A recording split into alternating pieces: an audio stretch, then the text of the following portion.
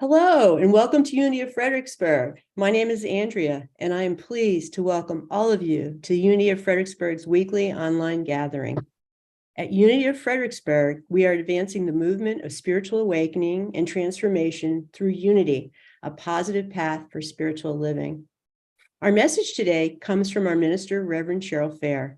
And now, here's Reverend Cheryl. Hello, friends. Great to have you with us today, whether you're watching live or later. Our broadcast day today is Sunday, April the 23rd, and yesterday was Earth Day. Last week, we had a wonderful guest speaker here, Reverend Pamela Mann, and she talked all about Earth Day. So I hope everyone had a wonderful time doing something outdoors yesterday and celebrating the earth. Today, we are talking about the power of imagination. We have been following the 12 powers once a month since June of 2022. So we're almost all the way through our calendar year. We've been following the order in this wonderful book, Divine Audacity by Linda Martella Whitsett.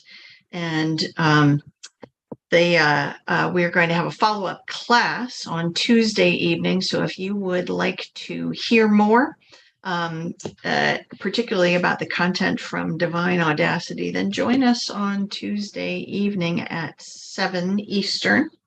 So the 12 powers, just to review for those who haven't been following along, the 12 powers are a set of aspects of God that were put together by Unity founder Charles Fillmore. And these are also, since in Unity we talk about us, each and every one of us is an expression of all that is, of the wonders of the universe, then these 12 powers are powers that we have access to ourselves in our lives, in making our decisions, making our choices, connecting on a spiritual level, and imagination is one of them. Now, a lot of them are words that we are familiar with, right? So it's like, oh, I know what imagination is. But sometimes when we look a little bit deeper, we learn a little bit more. So that's what we're working on today. So to start with definitions, a lot of times I like to start with definitions. According to the Oxford English Dictionary, imagination is the faculty or action of forming new ideas or images or concepts of external objects not present to the senses. So in other words, when we're dealing with our imagination, we're not dealing with things that we can hold in our hands in front of us. We're dealing with images and ideas that we're holding in mind, and we're working with that. The Oxford English Dictionary also has a second definition of imagination as the ability of the mind to be creative or resourceful. So often on a human level, a lot of us tend to equate that word imagination with an artistic ability or creative talent or something like that. So people might associate it with painters or writers or musicians or actors or craftspeople of some sort. And I remember a particular story from a number of years back. I was teaching a course, a Unity course. I think it was a Unity prayer course. And it was the first session. This was an in-person gathering back in those days, right, before we went online like this. And there was an activity towards the end of the class session where people were in small groups of 2 or 3, and they were asked to work on writing a prayer, just a short little prayer. And after the class, there was one woman in particular who came up to me following the class, and she said, you know what, I don't think this is the class for me because I am not creative. I don't have an imagination like that. And I can't, sit in a group like this and write a prayer. I just can't do that.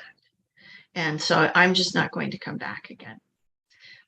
So it was a little sad for me. I mean, anytime somebody drops out of a class, I got to tell you, I feel sad about that because I really want to be able to connect with someone. And and it was kind of surprising. Now I didn't fight her on it. This is where she was. This is how she felt.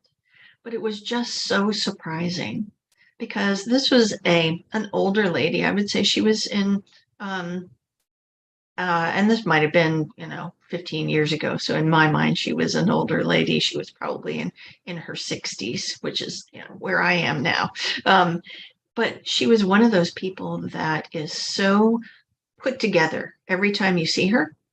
So, it's like her outfit was always perfect. The color of, the style that, was perfect for how she was presenting herself, the jewelry, everything was always put together. And to me, that's wonderfully creative and wonderfully imaginative. And yet, in her mind, she was like, I don't really know how to use my imagination. This is not for me. I can't stay here. So it's one of the things that I think it's important when we're talking about imagination is that you may or may not feel like you have that. But I think it's important for us to give ourselves credit for the ways in which we use our imagination, because pretty much anything that anybody does is and does well, they're using their imagination. So think of someone who's good with logistics, right? The planning of moving things and people across a dynamic of time and space so you can't see it, but you're planning it all. That is imagination. Along those same lines, so planning travel and planning events, this is all using our imagination. Another thing that's wonderful that a lot of people have, a skill that they have, is for fostering connections between people, setting up times for people to have lunch, bringing groups together and fostering those connections. That is a form of using imagination, kind of seeing who you know and how you might bring them together in beneficial ways, how people can connect and expand their awareness together. That is using imagination. Imagination is also really key to fields like science, mathematics, technology. All of these things are not dealing with kind of like, piles of apples and oranges, but things that are, kind of expanding images in the mind. And without imagination, none of those fields, which we might think of as very academic and intellectual, would not exist and wouldn't keep expanding. Other common ways that we use our imagination: gardening and farming. In athletics, people who are competitive athletes often use visualizations to see themselves winning the race or winning the game. And people who engage in adventure activities like rock climbing and things like that. Again, this is really using a lot of imagination. Same thing with cooking. And putting together meals to feed a family, feed yourself. All of this involves imagination, just like building and engineering. So basically, whatever you're good at, you are using your imagination.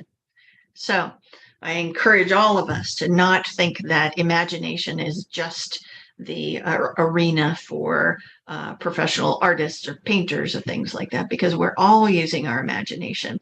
Here's a quote from Albert Einstein: "Imagination is more important than knowledge.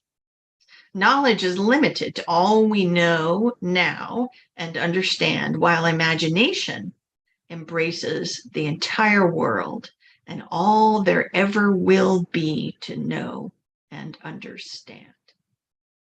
So it's that capacity to kind of go beyond the facts into that landscape of just possibilities. So we've talked about ways in which we use our imagination in positive ways, but we can also misuse our imagination too, right?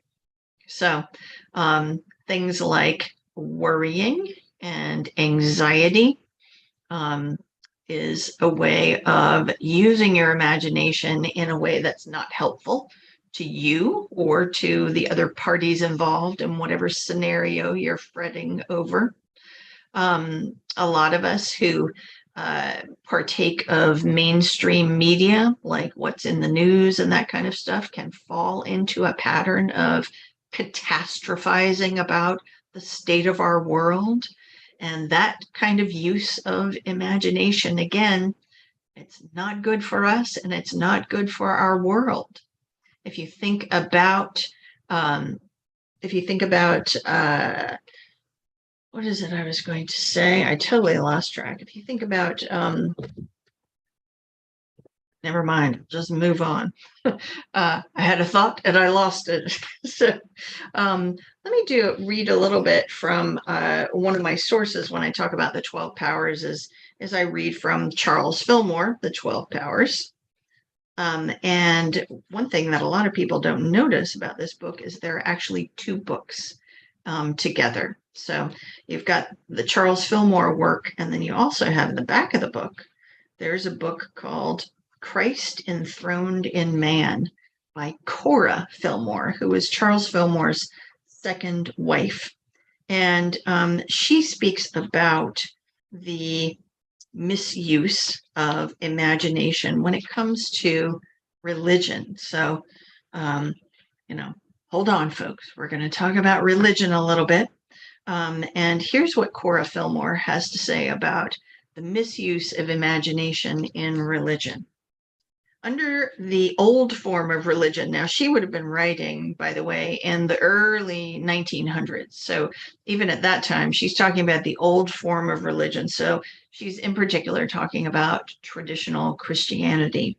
Under the old form of religion, imagination played an important part in picturing the result of sin. Or she cites what the unity definition of sin is, which is what the actual origin of the word is, missing the mark.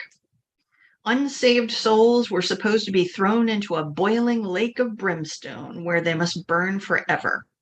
As we have evolved spiritually, we've come to understand the absurdity of such a thing. Spirituality is an unfoldment that the student acquires just as one develops one's musical talent. Patient practice brings forth the finished product. Just as an earthly father would not buy a piano and say to the child, "Now play, but if you make an error, you are eternally damned." Neither would the Heavenly Father create a family and put them into a garden full of untried forces and say, "Now, these powers are yours to use. Go ahead and use them. But if you make a mistake, you must suffer eternally for it." So, quite a statement, isn't it? But there she is saying, kind of pointing out that all of the dynamics of traditional religion, which many of us grew up hearing, teaches us things that are just kind of products of the human imagination. So there's a real paradox here because we've been talking so far all about how we use our imagination in our human nature out here in the world around us.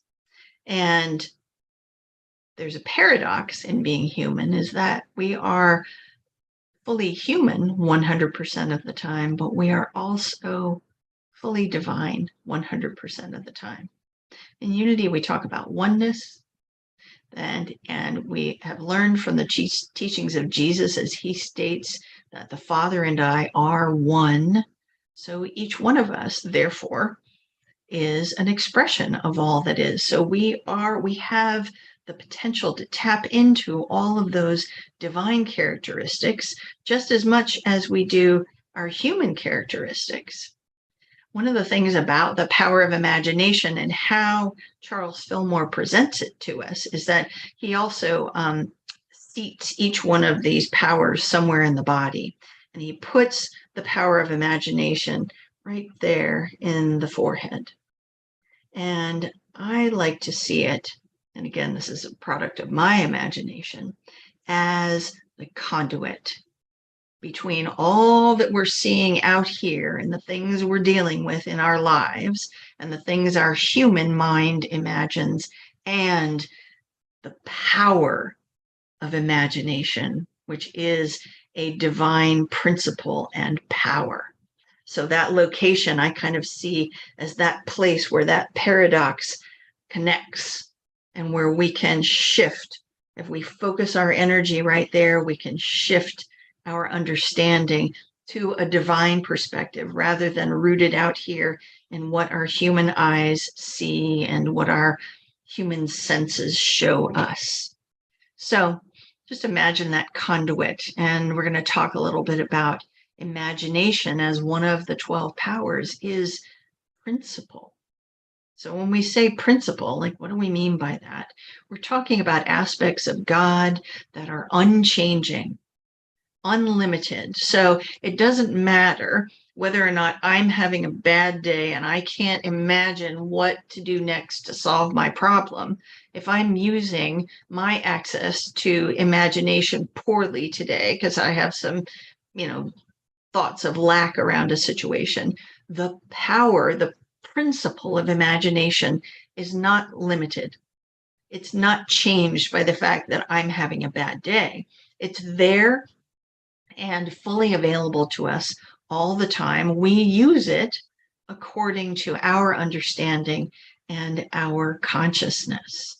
So imagination is an aspect of God, mind with a big M, and therefore it's an aspect of our human mind, little m, as well. So let's talk about how we use our imagination on a spiritual level. And I'm going to look back again to Cora Fillmore because I really love how she words things in this chapter on imagination. So here she is defining it and telling us a little bit about it. Imagination is an attribute of God. It is the formative power of thought, the molding power of the mind. It is that which gives shape, tone, color to thinking. In truth, every word, every combination of words has back of it an image, a thought picture. These images, these combinations of shapes working in omnipresent substance, mold our lives. We all have free access to God. Therefore, we have free access to divine imagination. In fact, what I would like to propose here this morning is that we actually use and require our imagination to access a belief in God. So if that's a languaging that you use, if that's something you would say to yourself, I believe in God, that just being able to step into that space requires you to be using your imagination. And think back to whenever it was in your life, whether it was in childhood or something, where you first conceived of the universe beyond yourself. And how did you experience that? What did it look like? What did it sound like? What did it feel like? It's all in your imagination. And that doesn't mean that it's not true, because it absolutely is true. It's just not something out here in the world that you can pick up and put in your pocket and carry somewhere, because God itself is metaphysical. We use that word often in Unity, and really all it means is beyond the physical. So God itself is metaphysical, and we access it using our power of imagination. Because when we feel that feeling, however it is that you feel it, if it's an image, if it's a sound, if it's just a warm, fuzzy feeling, that you are using your imagination to work with yourself with meaning making and say what that is to you. A lot of us really develop that when we're children, right? And we think about children and their imaginations. And the way children sometimes will develop imaginary friends. And in some ways, our understanding of that which we call God also serves as a companion for us. And so when we talk about oneness and unity, sometimes people who like to have that sense of companion are like, but if it's all one, then, but I like to have this God that's with me all the time. And that's fine. That's that sense of using your imagination to see the benevolent energy of the universe as a companion. So even as adults, we spend time in daydreaming, if you will, so that we can come into that sense of God, universe, mind, always being with us. And the characteristic of God in that moment is omnipresence. And we use our imagination to step into that. That sense that the universe, that which we call God, is there present with us to our thoughts and feelings. That's the quality of omniscience. And when we think of ourselves as children of God, as expressions of God, and that we have the capacity with our minds to frame our experience, we're using the divine powers that we have through our Father God, and that is the characteristic of omnipotence. So those characteristics often called the omnis when we study in unity: omnipresence, omniscience, omnipotence. So we establish our imagination we use our imagination to establish this relationship with or sense of awareness of our higher self, our God self, our God mind. So we're using imagination in so many ways. We also use imagination in prayer, because in prayer, we lift our concern beyond the outer fact of whatever situation that we have as a concern or a celebration, and we lift it up into the arena of divine capacities. So we are witnessing the truth of faith, the strength and power and release and order and all of those things. We're using our imagination in prayer to infuse the outer situation with a divine essence. And all of that is activity of imagination. So we use it in prayer as well. Charles Fillmore points out in his book about the 12 powers and imagination, he talks about Jesus, and he talks about how Jesus kind of enfolded all aspects of humanity in his teachings and the way he did it. So imagination was not just something in the intellect. It was something that he rolled through into the body and into the heart. And so, let me find the quote because it's a good one, where Fillmore talks about Jesus and basically how, let me find it. I've got it marked here for you. So Jesus was let me back up a little bit, where the thought form and its substance are evenly balanced.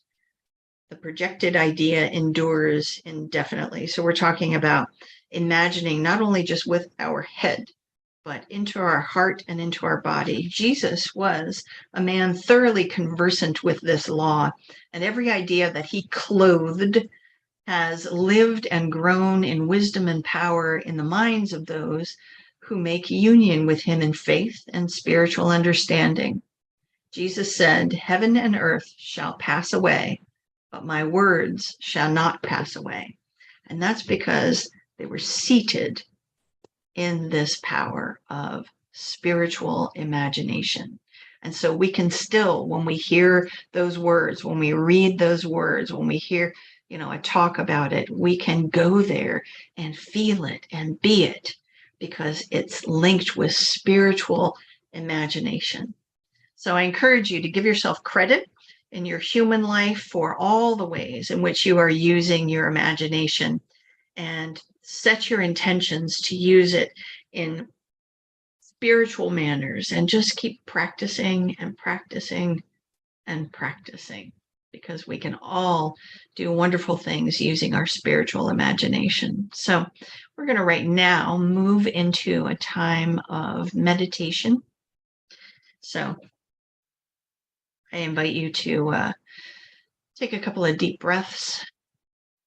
You can soften your eyes, or if you wish, you can look at this wonderful image that we have on the screen. And one of the aspects of the 12 powers is that there's a color for each one. And the color for imagination is a light blue, like the sky.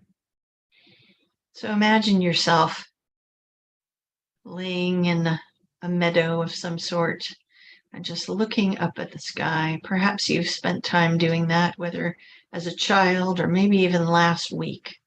Just looking at the blue of the sky and at the clouds rolling by. And often a game we play when we do that is to see images in the clouds that are going by in the sky.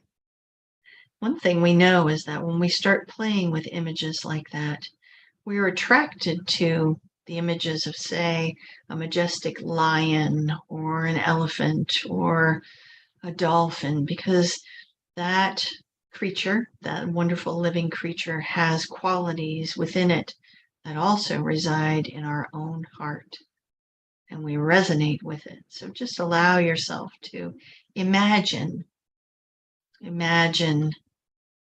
clouds going by and what you might see there. And feel how it feels. Just imagine your sight. Imagine the sounds that might be present in that environment. And just lean into those feelings. Allow your imagination to lead you to newer and better things for your highest good. So let's just take some moments in the stillness right now to be in this space of imagination.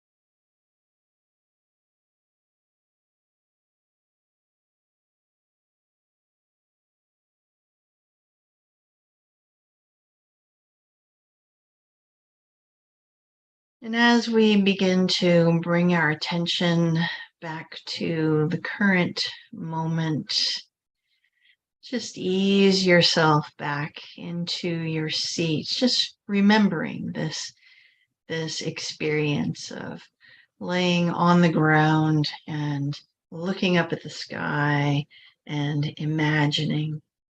And remember, as you come back, this notion of the imagination, the opening to that being right in your forehead, and that any time you can shift your attention from all the things that are physically around you and use that conduit of imagination to step into God mind.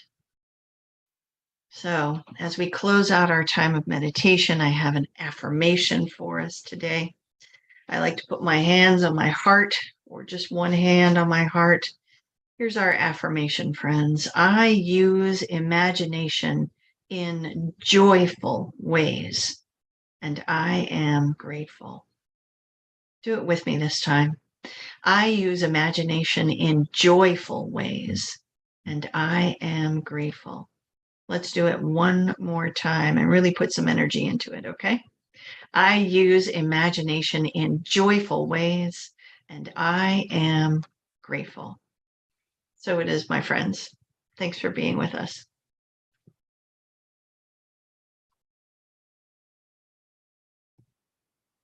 Now I'm going to hand it over to Andrea, our service leader for today.